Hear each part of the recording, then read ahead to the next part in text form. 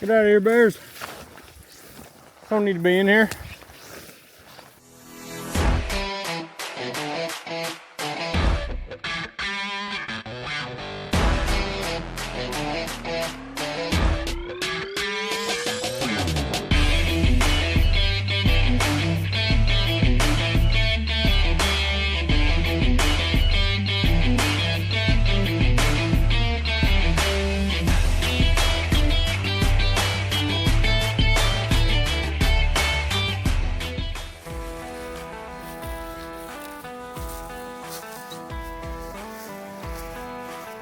Last time you followed along with the first 12 days of our hunt.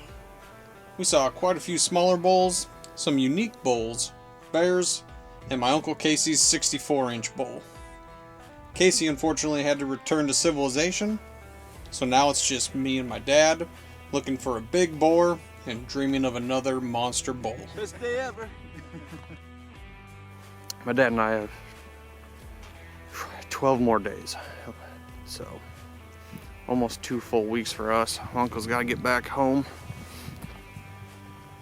so it'll just be the two of us for the next little bit. But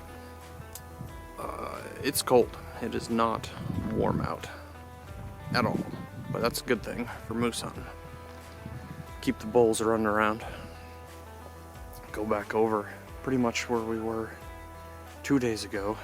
You can see where we shot my uncle's bull, and we'll just watch that gut pile and call, see if we can get another moose to come in. But we've been seeing so many bears, there's got to be brown bear on that moose kill the next couple days, so.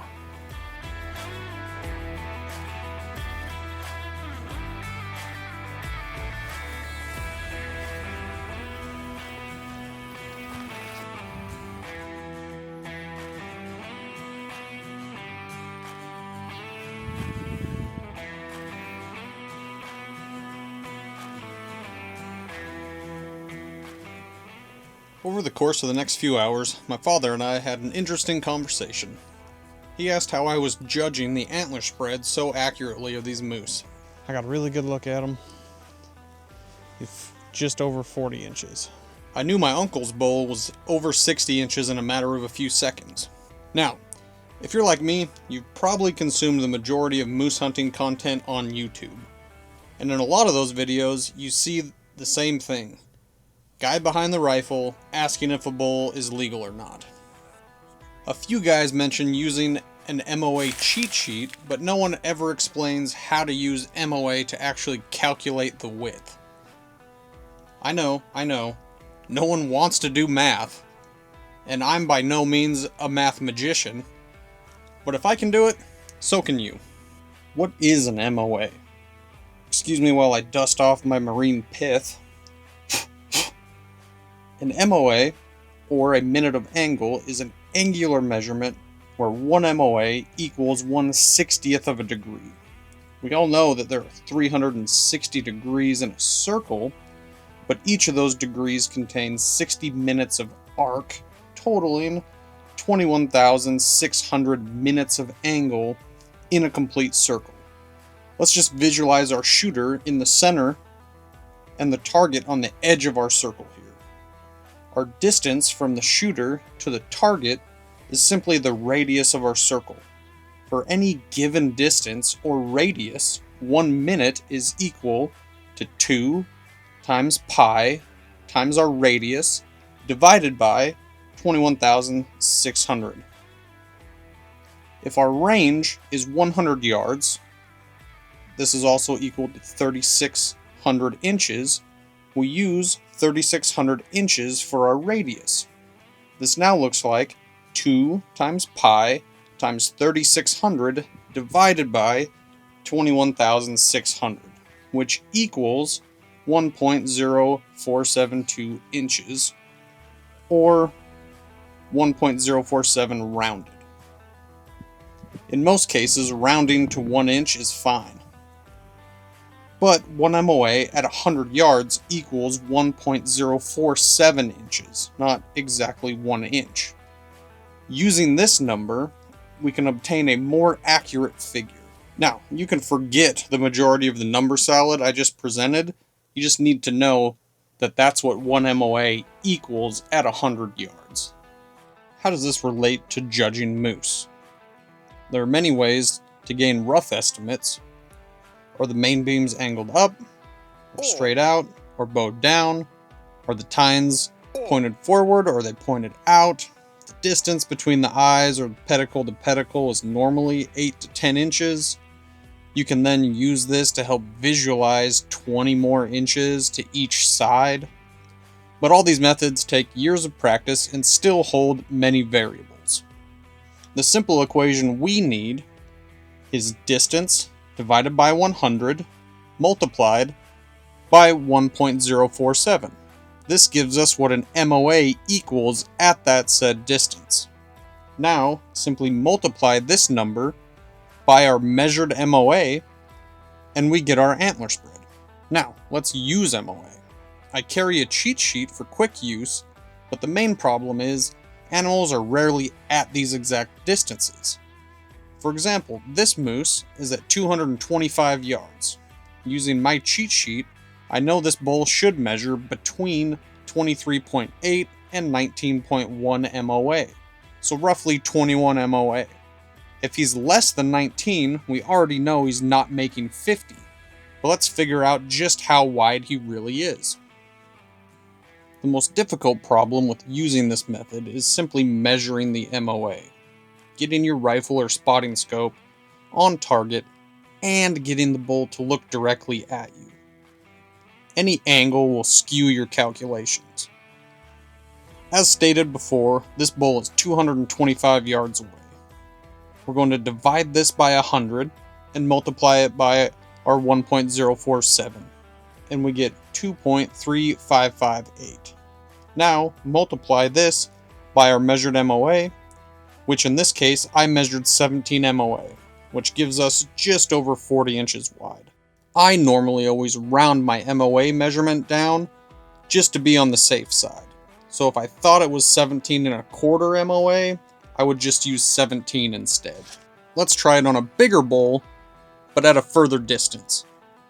This bull is 625 yards out. Divide this number by 100 and multiply it by our 1.047, and we get 6.54375. At this distance, we can see the importance of that 0.047. Instead of 6 inches for 1 MOA at 600 yards, we are really a half inch more per MOA.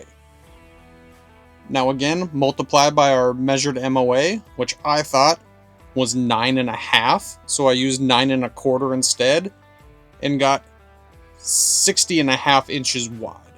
Obviously a legal bull.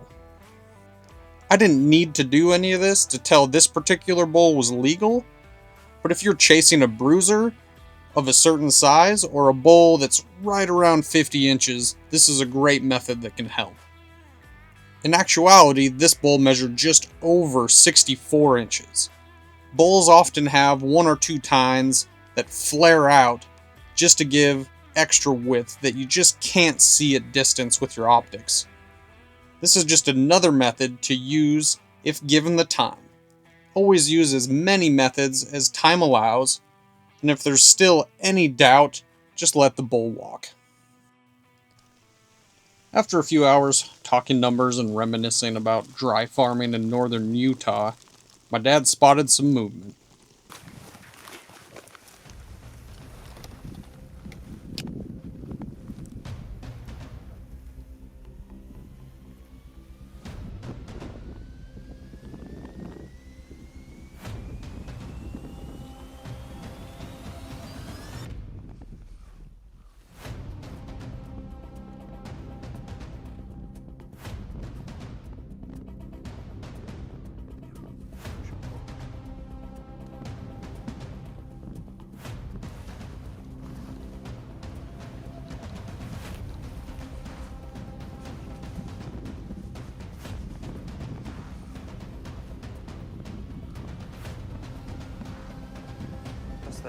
Now his broadside.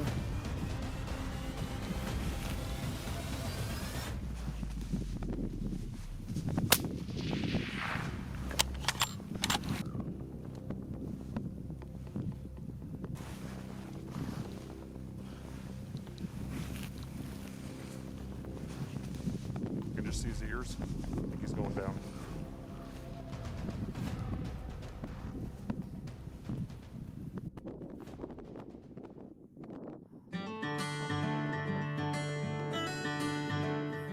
We just killed a bear. What a day. What a trip. It just keeps getting better and better. We got 11 more days in here, so we're just soaking it up. Just take your friend out and then moose carcass is all yours. Come on, bears, get.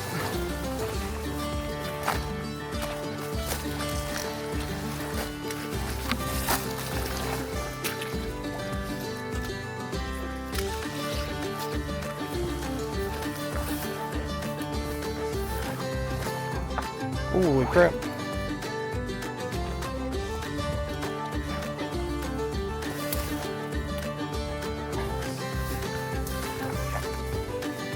Moose carcass is getting buried right there.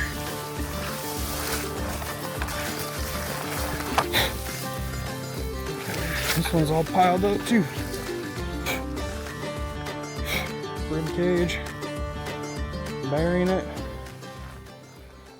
Get out of here, bears. There's one right there.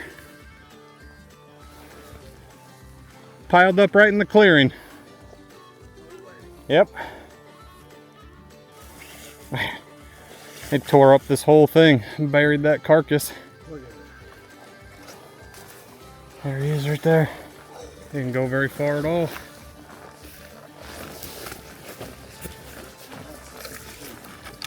Yeah.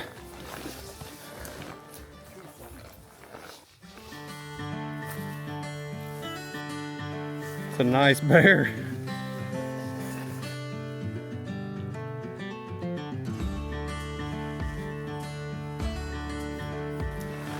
Good boar. Nice.